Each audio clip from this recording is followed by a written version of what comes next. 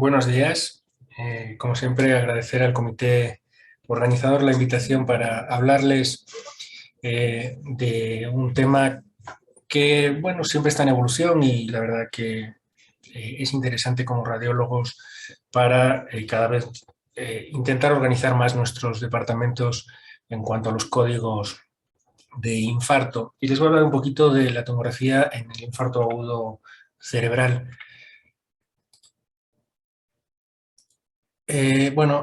Como todos sabemos, el infarto cerebral es la cuarta causa de muerte en el país y es la principal causa de discapacidad. Esto es importante a largo plazo. En Estados Unidos se estima que un infarto sucede cada 40 segundos y aproximadamente pues, se acercan al millón al año de infartos cerebrales. Eh, el ictus o el infarto o el ataque, el stroke o cerebral, la gran mayoría, o el 87% de los eventos son isquémicos, el 13% son hemorrágicos y de ese 13%, el 10% es debido a una hemorragia intracerebral hipertensiva y un 3%, o sea, la mínima parte, es debida a la hemorragia subaracnoidea. O sea, que de manera habitual en el departamento vamos a tener códigos ictus secundarios a isquemia, no a hemorragia, pero bueno, hay que descartar la parte hemorrágica. A partir del 2015 aproximadamente surgen, digamos, el parteaguas para el manejo del infarto cerebral, con estos estudios que han ido además extendiéndose con análisis posteriores o con estudios que han incrementado o intentado incrementar los tiempos de ventana y algunas otras cosas, ¿no? Y es una evidencia, o digamos, han sido importantes porque han sido o han marcado una evidencia importante sobre la eficacia de tratamientos de rescate vascular.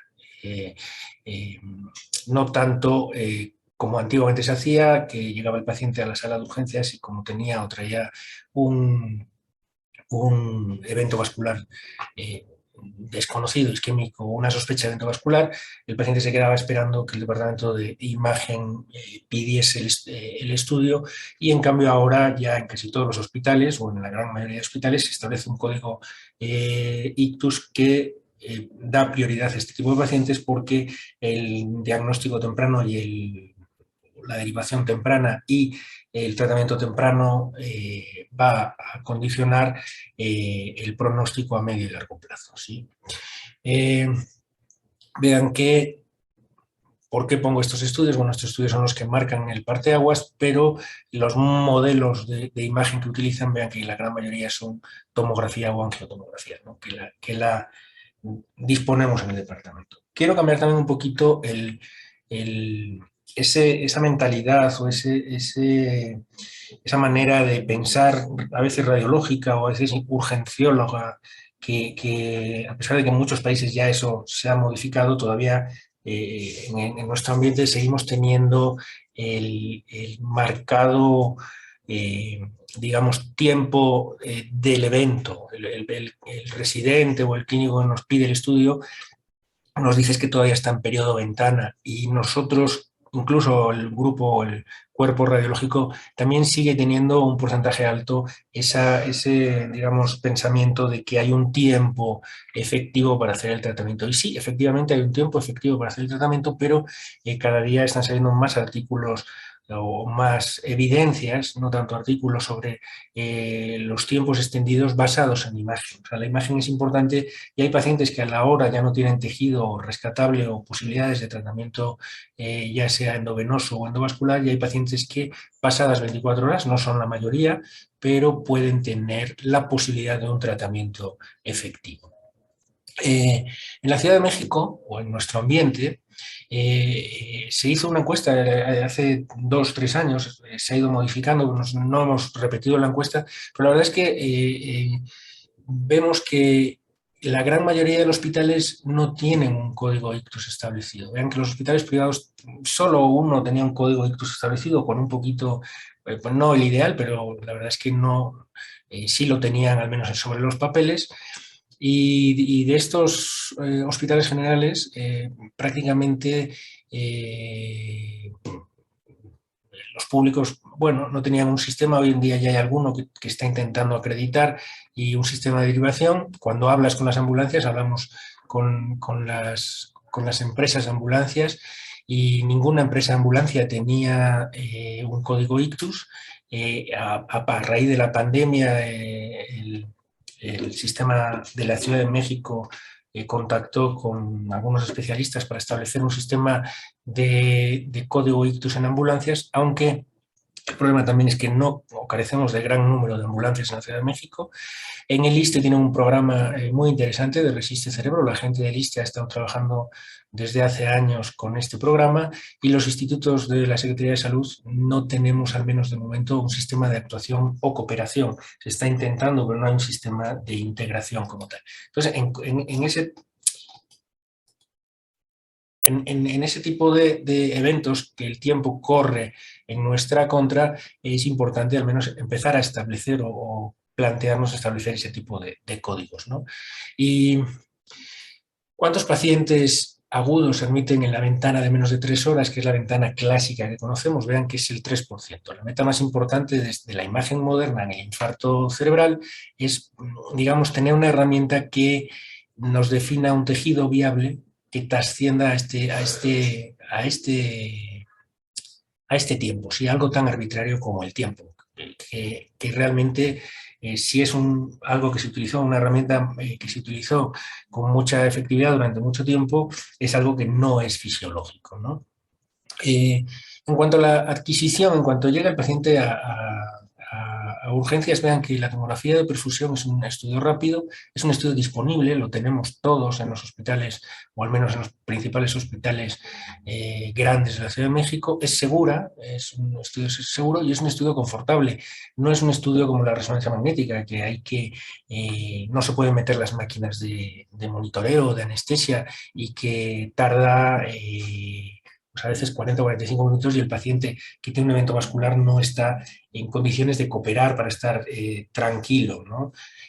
No añade mucho tiempo a la valoración del paciente y se puede administrar durante esta tomografía el trombolítico endovenoso si se requiriese, y además se puede monitorear, ¿no? Y se puede monitorear en sala. Vean que no es algo nuevo, esto es muy antiguo. Este es el protocolo del Hospital General de Boston, el que al principio ellos sí utilizaban la tomografía, eran de los primeros que en el código stroke solo utilizaban la tomografía, apostaron por la angiotomografía, y vean que su algoritmo es un estudio no contrastado. Si hay hemorragia se detiene el estudio, y si hay no hemorragia se sigue a una angiotomografía. Si, dependiendo del tipo de hallazgo, puede ser que nos vayamos a una perfusión en caso de que no tengamos la resonancia disponible, o hay gente que si tiene resonancia disponible lo pasa a difusión. Esto es una pérdida de tiempo realmente. Si tenemos un estudio con la capacidad de perfusión, hacemos la perfusión y ya tomamos la ruta, digamos, o la decisión terapéutica. Esta sería digamos, el pensamiento terapéutico inicial. La hemorragia que explique los síntomas, que excluiría las terapias líticas, trombolíticas endovenosas o trombectomía mecánica. Luego la angiotomografía para ver si hay un trombo mecánico o que esté obstruyendo la arteria.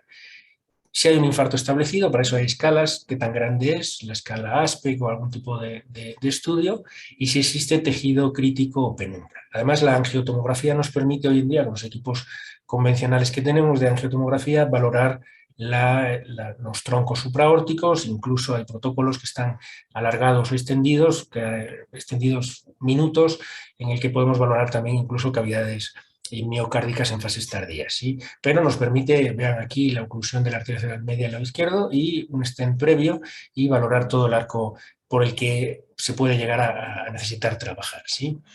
Este es lo que hay que valorar: parénquima, tuberías, como dicen las 4P de los anglosajones, la perfusión y el paciente. ¿Sí? El paciente también es importante, el estado preclínico del paciente. Y tiene que tener 3 componentes, ¿sí? La tomografía no contrastada, la angiotomografía del arco aórtico al vértex, la tomografía dinámica de perfusión, y como decía hace un rato, se puede adicionar tomografía cardíaca tardía en fase arterial venosa, perdón, en fase venosa tardía, para valorar cavidades cardíacas y trombos atriales con un valor predictivo elevado, del 99%, con un valor predictivo negativo del 96%. Y hacer otros análisis de los que vamos a hablar, ¿sí? ¿Cómo se debe hacer? O sea, la parte técnica. La parte técnica es bueno, hay los equipos antiguos de 64 teníamos la limitante de que teníamos que valorar muy bien la parte clínica para establecer dónde queríamos definir nuestro parénquima de perfusión, porque el volumen que nos permitía era un volumen corto, pero con los volúmenes nuevos podemos valorar todo el cráneo en la perfusión, ¿sí? ¿Cuáles son los inconvenientes? No detectan microsangrados. La gente que promueve el uso de la resonancia dice o favorece el hallazgo de microtrombos para la definición de la terapia endovenosa, pero la verdad es que esta detección de microsangrados no ha demostrado ser una contraindicación para trombolisis. Entonces, bueno, eso lo podemos dejar para después, ¿sí?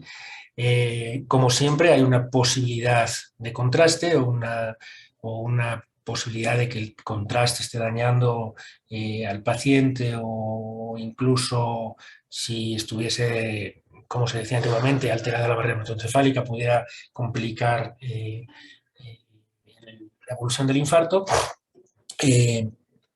Vean que no es mucho contraste. Hoy en día se utilizan bolos cortos de 35 a 45 mililitros, y se decía también complejo postprocesamiento. Hoy en día el postprocesamiento de la Perfutrac en cualquier estación diagnóstica no tarda más de 5 o 10 minutos, y un residente de primer año lo está haciendo de manera eficaz. Hay incluso programas específicos en el que nos dice la cantidad de tejido infartado y el pronóstico dependiendo de lo que le hagamos al paciente. ¿Sí? Los algoritmos, digamos, de inteligencia artificial que nos permiten, en base a las imágenes que les ponemos, en menos de 2 o 3 minutos decirnos la posibilidad de pronóstico a mediano o corto plazo, dependiendo del tipo de terapia que se le haga, ¿sí?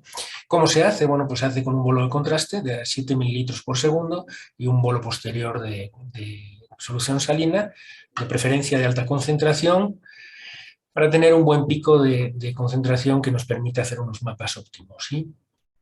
Y que nos consigan obtener buenas relaciones entre la señal y el ruido para calcular los mapas. Bueno, digamos que hay diferentes protocolos. No estamos hablando de permeabilidad de barrera hematoencefálica. ¿Y cómo se va a hacer? Se va a hacer con la mesa quieta, en modo cine, evitar el peligro de la pobre concentración, y tenemos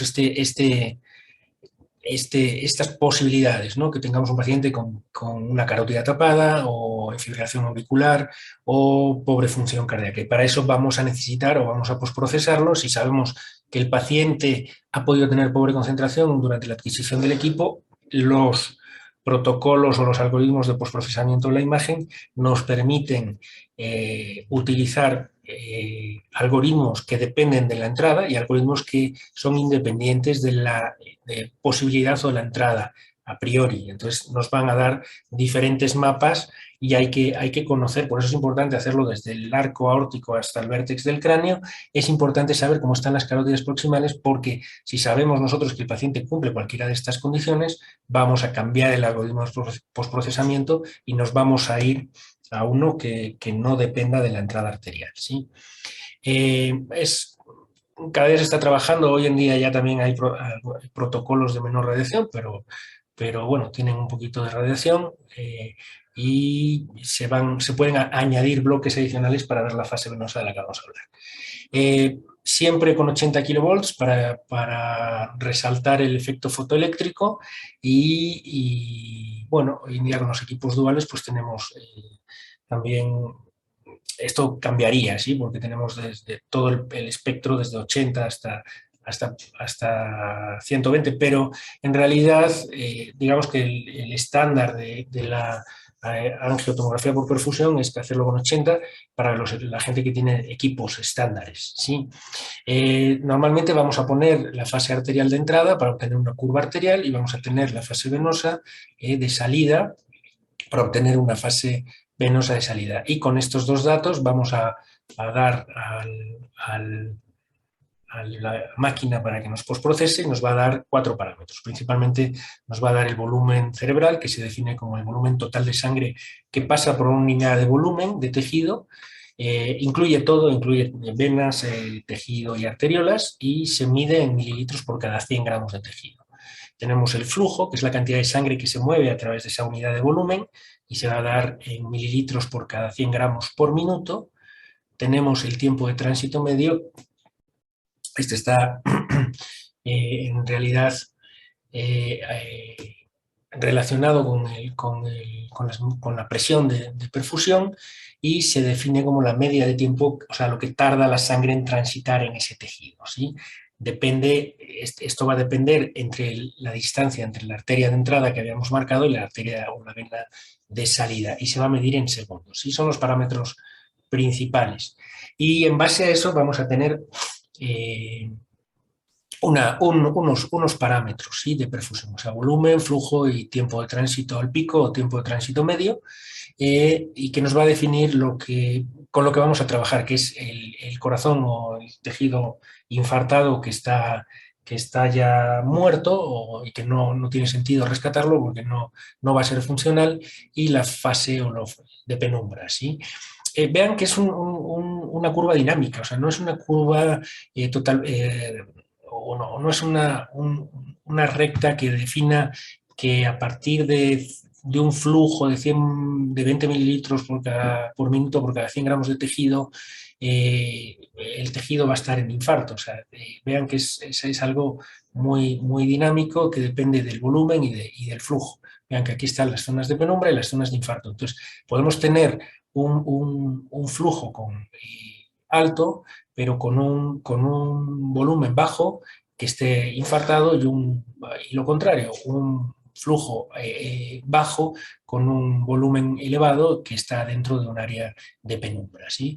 Se define lo normal con un flujo entre 50 y 80 mililitros por cada 100 gramos de tejido. Una oligoemia sería 20 a 50 mililitros por cada 100 gramos minuto, y una penumbra entre 10 a 20 mililitros. Vean que esto es como una especie de, de puzzle con diferentes zonas, ¿sí? Y esto es lo que nos va a dar la máquina. La máquina, hoy en día los algoritmos de postprocesamiento ya incluso nos dan los mapas con los que trabajábamos antes, y nos dan unas imágenes muy parecidas a estas que nos dicen, mira, esto es lo que está infartado y esto es lo que se puede rescatar. ¿Cuáles son las indicaciones clínicas hoy en día de la perfusión? Pues cuando no es viable la difusión, eso ha cambiado, hoy en día ya prácticamente todos los equipos la hacen. Cuando el tipo y la extensión y el diagnóstico del infarto no es posible con otros métodos, y en hemorragia subaracnoidea posaneurismática. A futuro, de 9 a 12 horas, excluir pacientes más propensos a hemorragia, extender el tiempo de ventana, siempre una vez valorando el manejo de tratamiento que se le va a dar, y un manejo racional de los famosos infartos del despertar, o sea, en esos infartos que no tenemos el reloj y que no sabemos cuándo vimos por última vez al paciente despierto. O sea, nos llega un paciente a las 7 de la mañana al departamento de urgencias y no sabemos si estuvo bien a las 12 o se acaba de despertar con el infarto, y entonces digamos que eso sería una ventana extendida, ¿sí? ¿Qué es la penumbra? Como digo, operacionalmente, desde el punto de vista terapéutico, se define como aquella región en la que hay una discordancia entre el tiempo de tránsito, entre esta zona que está aquí marcada como un posible infarto, y el volumen cerebral. O sea, si tenemos un volumen bueno y una zona de tránsito alargada, que nos predice que pudiera infartarse de manera final esta zona, hay un candidata a un rescate. Y vean que no hemos hablado de reloj. Esto puede pasar a los 5 minutos o puede pasar a las 24 horas. Si pasa a las 24 horas es tejido que se puede rescatar y si pasa a los 5 minutos también. Pero si pasa esto a los 5 minutos o a las 5 horas, hay una concordancia entre el volumen y el tiempo de tránsito medio y eso es un infarto, ¿sí? ¿Qué es la penumbra? Una reducción de menos del 50% comparada con el hemisferio contralateral. Esto vean que tiene una alta probabilidad de sobrevivir. Si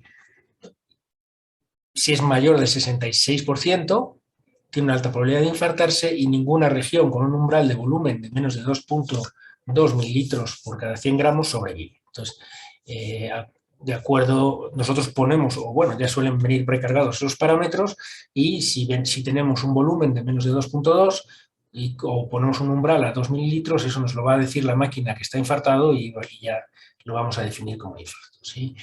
El infarto se define como lo que vamos a ver en difusión o como el corazón de la lesión, ¿sí? Esa ya está establecida y esa no se va a rescatar. Y la lesión tomográfica volumétrica se define como la talla final, o sea, una vez, como digo, una vez que ya está definido el infarto, si le hacemos un seguimiento y no lo hemos rescatado, eso es lo que va a quedar como infarto, ¿sí? Hoy en día, ¿qué lineamientos se toman? Bueno, no sería candidato a un tratamiento trombolítico o trombomecánico si tenemos un corazón mayor de 70 mililitros, también nos lo da el equipo. Si tenemos un COR o un infarto moderado, lo podemos tratar en base a el tiempo o en base al déficit, dependiendo de los artículos, y siempre y cuando el corazón del infarto tenga menos de 70 mililitros. Y si tenemos un infarto pequeño, es el candidato típico con un infarto menos, y aquí tendríamos que valorar ventana extendida si el tiempo fue mayor de 9 horas.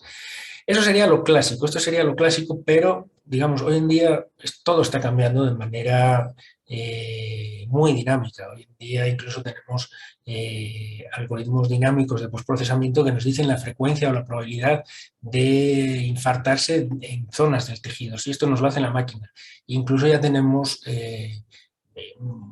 equipos o postprocesamiento con algoritmo de onda que son mucho más capaces que nosotros de ver este tipo de oclusiones tomográficas. ¿Sí? Vean que aquí tenemos una probable oclusión de un trombo en la arteria cerebral media y cuando le hacemos un algoritmo de onda, este nos va a identificar mucho más, un 52,5% de tomografías que habían salido negativas como posibles candidatos a mecánica o trombectomía mecánica. ¿Sí?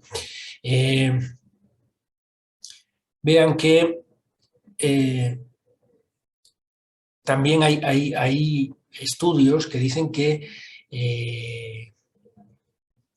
podemos tener infartos o lo que llamamos infartos mecánicos, ¿sí? Que sugieren que las lesiones en 3 horas no pueden, o sea, este tipo de lesiones en 3 horas que ya están establecidas como tal y no tenemos parámetros todavía para definirlo, con umbrales de 1,5, pudieran ser zonas rescatables. ¿Sí? Verán que ese paciente que ya tenía un infarto definido en menos de 3 horas con un umbral de máquina de 2, cuando le hacemos con un NIS-18 una recanalización a las 2 horas, vean que no tenemos un infarto al seguimiento. ¿Sí? Pacientes importantes, menos de 3 horas, o sea, cambia un poco el paradigma de 3 horas, más de 3 horas y más de 9 horas o más de 12, 24 horas.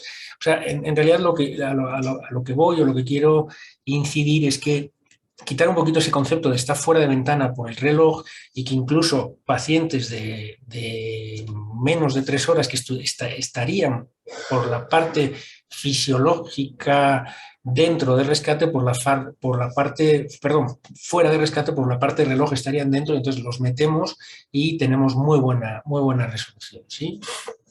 Los umbrales, como digo, se enmarcan en este tipo de volúmenes, y vean que las máquinas hoy nos dicen la probabilidad del infarto, ¿sí? O sea, esto no lo hacemos ya nosotros, sino que la máquina te dice, mira, esta zona de aquí tiene una probabilidad por regresión logística o por binaria, que sería más o menos lo que hacemos nosotros a la hora de postprocesar la imagen de manera tradicional. Por regresión logística nos dice esto, el 100% se le haga rescate va a estar infartado, y esto, la probabilidad de que no se infarte va a ser o que sea viable, va a ser del 10, 20, dependiendo de la parte colorimétrica, ¿sí? Y vean que cuando se hace el seguimiento, efectivamente coincide más con análisis de regresión logística que con análisis binarios de sí o no, o sea, de si está infartado o no, ¿sí? En ese... En, y todo esto, ¿por qué puede estar sucediendo? O sea, en ese análisis, pues bueno, puede estar sucediendo ya sea por cosas que no se han analizado todavía y que probablemente salgan en los próximos años. Por las colaterales, el flujo colateral, sabemos, o se sabía de manera tradicional en la geografía, que sostiene la penumbra antes de la recanalización y está llegando cierto tejido, nos está dando la máquina umbrales muy bajos, pero están llegando a través de otras colaterales. Cuando le hacemos la parte angiográfica o la parte angiotomográfica, va a predecir una buena respuesta, y eso tal vez sería un punto a remarcar en la decisión tomográfica. La influencia de un flujo colateral inicial a la recanalización no se ha explorado, y no todas las colaterales de momento sabemos que son buenas, ¿sí? ¿Cuáles colaterales tenemos? Pues hay colaterales externas internas, hay colaterales leptomeningias, que son la primera fuente alternativa en el momento que se ocluye un gran vaso.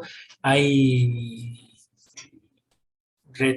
llenado retrógrado e incluso reforzamiento asimétrico en el reforzamiento del parénquima, ¿sí? Y vean que hay escalas, o sea, hay escalas, por ejemplo, esta de Mitev, que nos predice y nos dice una buena colateralidad. Puede ser que no veamos ramas opacificadas. Cuando hacemos la tomografía vemos la oclusión del vaso y ninguna rama, o sea, vemos que no hay aquí una pequeña rama distal, un Mitev B, cuando hay ramas distales a la oclusión de la fisura silviana, y C, prácticamente podríamos reconstruir los vasos, o se pueden reconstruir los vasos mayores distales a la oclusión, ¿sí? Este C, digamos que es el mejor patrón de colateralidad, y este es el que predice un peor pronóstico, ¿sí? Tenemos otras mapas de colateralidad, un poquito digamos, más complejos. No hay opacificación vascular menor que el lado contralateral. Ya no habla del valle silviano, sino que la comparamos contra el lado contrario. Una opacificación mayor que el lado contralateral, o sea, vemos que aquí hay mayor, curiosamente, contraste que este lado. ¿Por qué? Porque el contraste está más lento y opacifica de mejor manera, y hay un contraste más exuberante, ¿sí? Estos dos, este parece un poquito más la posibilidad hemorrágica, porque hay más extravasación, o hay supuestamente una alteración mayor de la barrera hematoencefálica, y este es un mejor o mejor mapa para una buena recanalización. Y el TAN modificado, que es más sencillo. Veíamos uno más complejo y uno que se modificó, y es o no hay, o es menos del 50% del territorio contralateral, o es más del territorio contrario, ¿sí? Podemos analizar la barrera hematoencefálica también, o sea, podemos ver colaterales arteriales y correlación entre la barrera hematoencefálica. Esto también nos lo dice las máquinas nuevas, nos hablan de presión por mililitro por minuto por cada 100 gramos de tejido, y por lo general el tejido, la severidad del infarto final se va a ver alterado a mayor alteración de la barrera hematoencefálica. Con estos parámetros por encima de 0,6 va a ser una barrera hematoencefálica más alterada, y por debajo de 0,3 tenemos la posibilidad de penumbra, ¿sí? Las venas son un buen factor para predecir un buen pronóstico o un mal pronóstico. ¿Por qué? Porque mantienen la perfusión colateral y, o sea, un buen drenaje venoso facilita la perfusión colateral y un buen drenaje venoso disminuye el daño por reperfusión, digamos. Esto se estudió a raíz de los análisis también de los cardiólogos en la trombectomía o la recanalización coronaria, y ellos saben o han definido muy bien que el drenaje venoso es un marcador pronóstico para la viabilidad miocárdica, y sabemos que disminuye el daño por reperfusión por eso, porque la permeabilidad de la vena ha protegido la barrera hematoencefálica, ha conservado la reserva elástica, que es lo que se llama el efecto Winkelsells o amortiguación de la presión arterial, y ha favorecido la regulación simpática. ¿Sí? Hay gente que esto no está más habría que analizarlo, que dicen que mantiene la perfusión colateral porque recluta colaterales venosas que favorecen ese drenaje arterial, como decía un poquito, viene del mundo cardiológico, proviene de los cambios en la resistencia del flujo regional, que va a favorecer la penumbra, y aclaran, tienen un factor o tienen un efecto mecánico de ir lavando y aclarando los microémbolos que se pudieran estar quedando en el tejido isquémico, ¿no? En las recanalizaciones inútiles, bueno, pueden tener un efecto posible, ya sean si no ha habido reperfusión con un fenómeno venoso o un fenómeno no reflujo, y si ha habido reperfusión con ese tipo de respuestas, ¿no? De transformación hemorrágica, de sobreperfusión o de reperfusión de lujo, que pudieran favorecer la hemorragia. Y para análisis posteriores, pues también tenemos escalas. Tenemos la escala de Coves, que clasifica la opacificación de una vena cortical. Si no hay venas corticales, tendríamos un Coves 0. Si hay una opacificación moderada, comparando con el contralateral, tendríamos un Coves 1, y si hay una opacificación normal para el hemisferio afectado, tendríamos un Coves 2. Y vean que la ausencia de la opacificación cortical está asociado con una pobre beneficio en cuanto a recanalización. ¿Sí? Entonces, es importante no solo ver la fase de, como decía en esa diapositiva anterior, de la penumbra, parénquima, perfusión y paciente. Digamos, esas serían las cuatro digamos, básicas, ¿no? Pero cuando nos llega la PD patient y tenemos que definir y vemos la cantidad de tejido infartado, el posible beneficio y algo que a veces no está definido, como puede ser la ausencia de opacificación cortical o la colateralidad arterial, pues podemos en un momento dado definir de manera todavía no muy bien definida y empírica, no entrar a un procedimiento que puede ser más riesgoso para el paciente o más beneficioso. ¿Sí? Tenemos estudios, esto no disponemos nosotros, es lo que llaman el 4D venoso, que nos va a dar unos mapas venosos tomográficos de este tejido posiblemente infartado, en el que la vena está ausente y la fase angiográfica es 3D más la fase de perfusión, y nos predice una vez más la posibilidad del infarto. Y aquí les voy a poner pues, algunos ejemplos nuestros en cuanto a la toma de decisiones, ¿no? Tenemos una paciente que llega en 221 minutos, de 84 años, femenino, con antecedentes previos de cirugía de cadera y rodillas, llega a las 9 con un NIH de 6, una tomografía de perfusión en la que vemos unos mapas con un core chiquitito y un mismatch, un tiempo de tránsito medio alargado con un volumen respetado. Tiene una estenosis de la arteria cerebral media del lado izquierdo. Y no, se le hace una recanalización parcial, una angioplastía de este segmento y un seguimiento con el infarto final. ¿Sí? Un masculino de 19 años que en el hospital se presenta con un infarto del despertar, Nos llaman los de urgencias 2 horas y 40 minutos después, se le hace la perfusión y vean el tiempo de tránsito con los volúmenes respetados y la oclusión de un vaso mayor, entra un rescate vascular con trombectomía mecánica y vean cómo el core, lo que estaba definido como el core del infarto, se queda el seguimiento a las 24 horas con una pequeña transformación hemorrágica y otra petequia distal con una muy buena escala funcional. Este es el infarto final con su transformación hemorrágica y sin más. Vean una paciente también de 97 años que llega a urgencias 2 horas después con su afasia, su tiempo de tránsito alargado y su digamos, volumen y flujo respetado, con una oclusión de la arteria cerebral media presente, muy buena colateralidad, vemos que tiene buena colateralidad arterial, unos vasos adecuados, pero vean la colateralidad arterial con la oclusión del vaso, entra al rescate, queda un rescate parcial y a las 24 horas un NH de 2 con un infarto parietal en la zona que no se consiguió rescatar porque fue un TIBI 2B. Estamos hablando del año 2016, no teníamos tampoco los mejores